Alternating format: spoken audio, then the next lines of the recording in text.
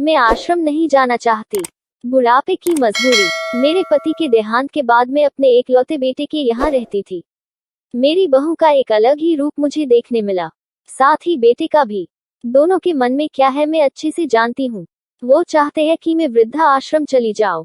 उनके जाने के बाद मुझे यह सब देखना और सुनना पड़ेगा, इसका मुझे अंदाजा भी नहीं था। पर मैं मन मान कर अपने बेटे और बहू की बातें सुनकर भी यहाँ रहती हूँ, क्योंकि मुझे मेरे पोते और पोती दिखाई देते हैं। उनकी झलक पाकर मुझे सुकून मिलता है। घर के बाहर एक टिन की झोपड़ी में रहती हूँ। मेरी बहू को कोई दिक्कत नहीं हो इसलिए मैं घर के बाहर रहती हूँ। बेटे ने थोड़ी मेहरबानी की है तो ऊपर टिन की चादर लगवा दी है। समय समय पर थोड़ा राशन दे देता है तो मैं अपना बनाकर खा लेती हूँ। मैंने अपने बेटे को कह दिया है कि मेरी वजह से उन दोनों को कोई प्रॉब्लम नहीं होगी, बस मुझे यही रहने दे, इसी घर में मुझे मर जाने दे। मैं बस यही चाहती हूँ। मैं अपने आप को खुशकिस्मत समझती हूँ कि मेरे बेटे और बहू कम से कम मेरे लिए इतना तो कर रहे हैं। मेरा बेटा सुबह 9 बजे नौकरी जाता है और बच्चे भी उसी समय स्कूल जाते हैं। फिर शाम को 6 बजे मेरा बेटा वापस आता है। बच्चे 3 बजे आते हैं। उन्हें आते जाते निकलते देख मुझे बड़ा सुकून मिलता है। मेरे पति के दोस्त जब कई दिनों बाद आए, मेरे पति के दोस्त थे, उनकी पत्नी का भी स्वर्गवास हो गया है। उस समय पर वो हमारे घर पर आया करते थे। उनसे हमारे अच्छे रिश्ते थे। उनका घर हमारे घर से थोड़ी दूरी पर था। पैरों में समस्या हो गई थी, ठीक से चल भी नहीं पाते थे। वो बड़े दिनों बाद मेरे यहाँ आए। मुझे उन्हें देखकर अच्छा लगा। उनका हाल भी मेरी तरह ही था। बच्चे अब उनसे भी परेशान थे।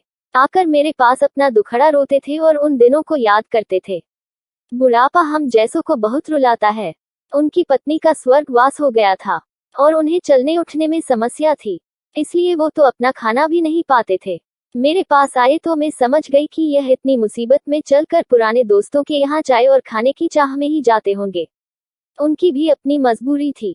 वो आए तो मैंने उनके लिए खाना बनाया और उन्हें खिलाया। मना कर रहे थे नहीं खाना, लेकिन मुझे पता था कि उनको भूख लगी है। बहू ने खाना नहीं दिया। मेरी बहू ने मुझे और उन्हें खाना खाते देख लिया। वो कुछ भी ना बोली। ऐसे ही वो यहाँ 2-3 बार आए।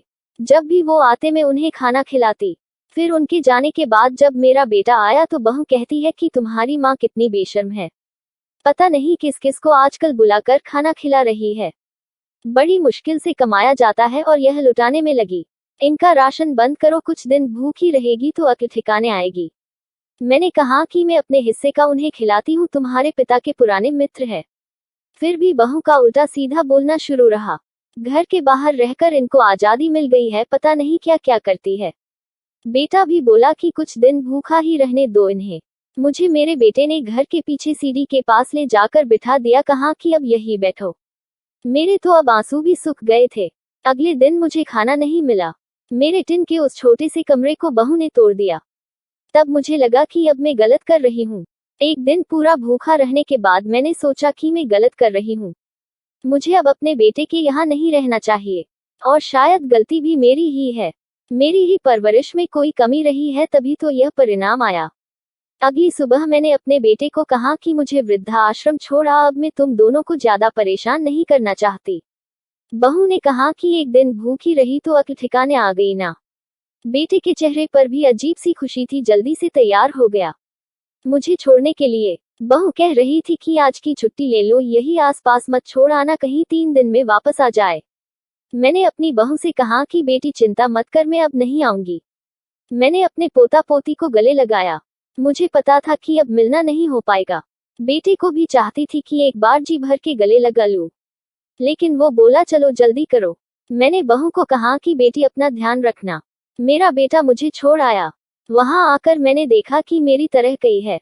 थोड़े दिन उदास रहते हैं, फिर सच को स्वीकार कर लेते हैं। मैं अब यहाँ खुश हूँ, कुछ काम भी करती हूँ। मैं चाहती हूँ कि ऐसा कहूँ कि ऐसा किसी के साथ ना हो, लेकिन ऐसा कब किसके साथ हो जाए कोई बता नहीं सकता। लेकिन माँ बाप को ऐसे समय के लिए भी तैयार रहना चाहिए। बस बच्चों को पाल कर बड़ा कर दो, उनसे कुछ उम्मीद मत रखो। आशा करती हूँ आपको यह वीडियो पसंद आई होगी। अगर आपको यह वीडियो पसंद आई हो तो हमारे चैनल को सब्सक्राइब करके बेल आइकन जरूर दबाएं। लाइक शेयर कमेंट करना ना भूलें।